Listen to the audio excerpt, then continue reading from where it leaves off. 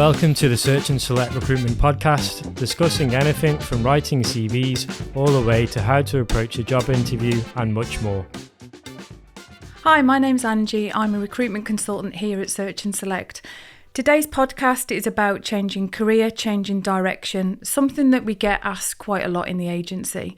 The good part is that I'm going to share with you 3 helpful points that you can consider, and they all require your effort, so you don't have to rely on anybody else to help you along the way. Slight caveat on this podcast, it really depends on how far you're changing the direction.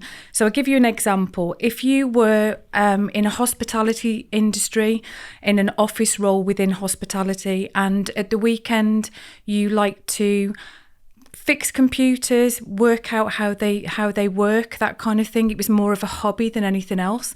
It's going to be very difficult for you to become an IT engineer. Now, that's not for you not to follow your dreams. That's not what I'm encouraging, but it would take a bit more effort for you to get some qualifications and some experience behind you to make that longer directional change.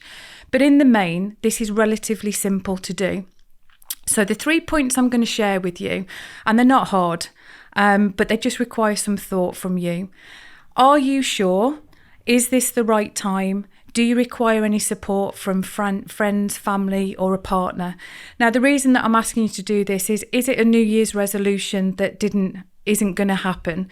Is it a bad day or a bad week in the office where you've just made this decision, I've had enough, I don't want to do this job anymore, I don't want to work in this industry? Just sense check that this is the right time for you. Point number 2, are you CV ready? Now, everybody thinks their CV's fine. The chances are that you've been like everybody, including myself, where we've gone in and updated the top section of your CV, or a relevant skill that you've attained, or a qualification, or even an in-house course. And what happens is the whole document becomes out of date because we rarely go from the top down to the bottom. So this is where point 2 homework is, to get you in the position of being able to change career. So start at the top of your CV with the personal details, read it from that section all the way down to the reference section and also your hobbies. It's amazing when you go through that how many things will be out of date. You'll recognise a mobile number that you haven't had for 2 years, an email address that you no longer use. It could be in the hobby section, believe it or not, people put the ages of their children sometimes, and it could say that they've got children aged 8 and 10. When they come to read their CV again, they realise that the children have actually left home. So it's very important that you read it like a story from the top down. Once you've done this, I then suggest, preferably not in Tesco, but read it out loud. And this helps you with your grammar and your punctuation. And it's just another make sense test. Then hand your trusted document over, whether it's digital form or in paper form, to somebody that you care about, a family member or actually a friend. I wouldn't suggest a colleague, because if they work in the same team as you, they may have the same acronyms on their CV or the same kind of content. What we're asking you to do here is give it to somebody else to perform what's called a 4-eye check. And that means that somebody's going to be reading it from the point of, does it make sense when you leave the house every morning and spend 8 hours doing your role? Does it make sense what you actually do? And this person that you give it to, they don't need to know the company in detail and they don't need to know your role, but they'll pick out things on your CV that really don't make any sense whatsoever. And they can question you on it. And my suggestion to you is, when they give you that feedback, it's your CV, but take it on the chin. If it really doesn't make any sense, if there's too many acronyms throughout the CV that make it complicated, just look at your CV and see whether you can make those changes. The reason that this is important is because we're now looking at changing direction from where you are and changing career. So the chances are that your CV now is not going to stay in the industry that you're currently working in. And as an example, if you were working in life assurance, that doesn't actually mean that your CV is going to make sense to somebody that's in a bank or in a compliance function or in a risk function. So you don't want to presume that it will make sense to everybody that casts their eyes over your new document, your new amended document. So just take that on chin, read it that way, and you'll be amazed on how many changes that you can actually make. Now at this stage, I did say there was 3 points, but I'd say there is a 2-point A next. You've already asked your questions now. Are you ready for this change? You've already done the homework on your CV and you've saved the document. Now go to Search and Select, upload your CV because you're ready.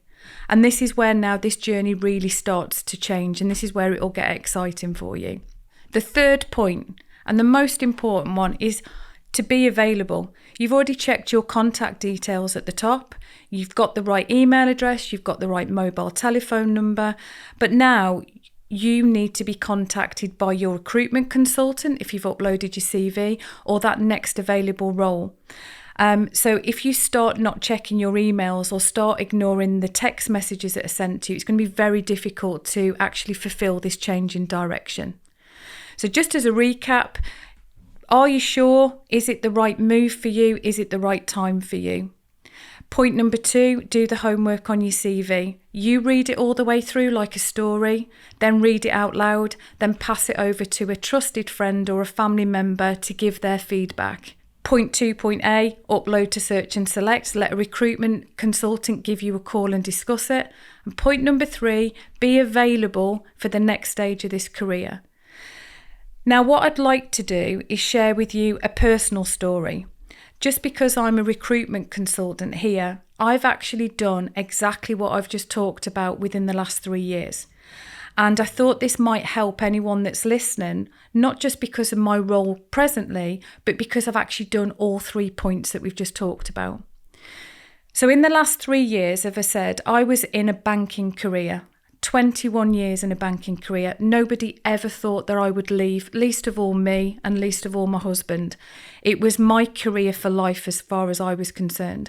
And I went in as a temp, and I was very proud of this journey that I actually worked over 21 years and got to the top of the Isle of Man bank that I was in. There was nowhere else for me to go actually. And I loved my role. But just as life throws curveballs at times, I actually received some news that meant that I had a health scare that was pretty significant and it needed my full attention. And this is the only time in my career that I've really had to put the brakes on things and stop. And because of this, and because of the staff that I was responsible for and the nature of the role and, you know, being in that sort of position, it wasn't fair.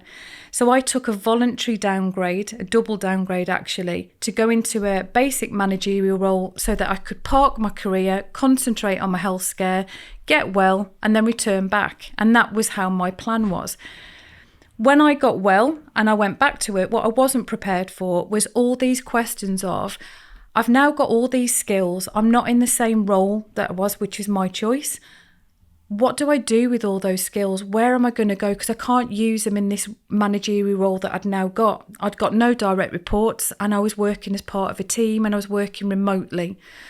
So all that career history, where does it go? Where do the skills go? And it started me asking questions. And on those questions, I did the 3 points that I've talked to you about today. On a walk that I was doing, taking lunch hours that everyone should do, which I'd never done in 21 years, I was walking past the Search and Select office and there's the board outside and it said recruiter on it. And that was actually quite life-changing for me. That whole 40-minute walk was, why can't I be a recruiter? I've done this now. I've managed lots of people. I've given hundreds of people roles within that 21 years. I don't know everything about other sectors, but I definitely know about banking sector. It got me really fired up. It got me really interested. I couldn't think about anything else.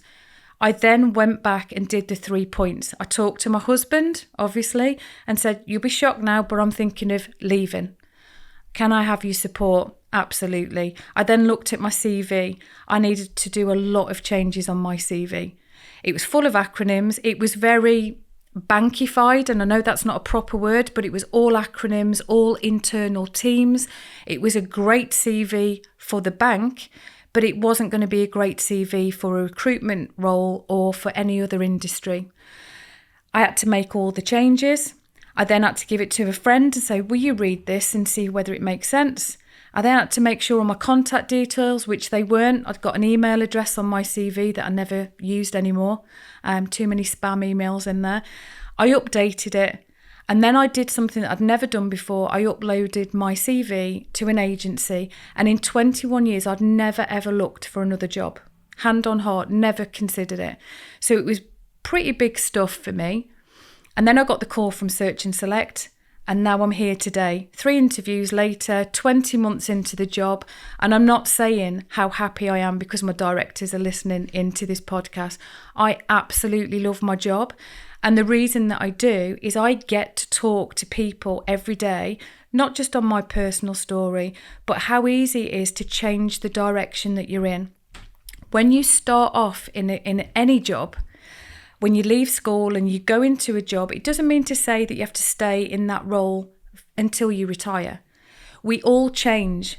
We all fall out of love with our industry or with our role, or something happens in our life that we're not fulfilled anymore. We're not challenged by it. And my advice to you is, if you're having those feelings now, ask yourself those questions at the start, make the changes to your CV, come and speak to us, because every single recruitment consultant in this office has come from a different industry. We've all moved into recruitment for whatever the reason. This could be the most exciting change for you. I do hope that the 3 points are easy and they help you on your journey. I hope that my personal story is something that you can resonate with and see that I'm not just saying things for the sake of a podcast. It actually does work and it can be done. And most of all, I wish you a really good day, a good rest of week, and I actually want to see the CVs rolling through.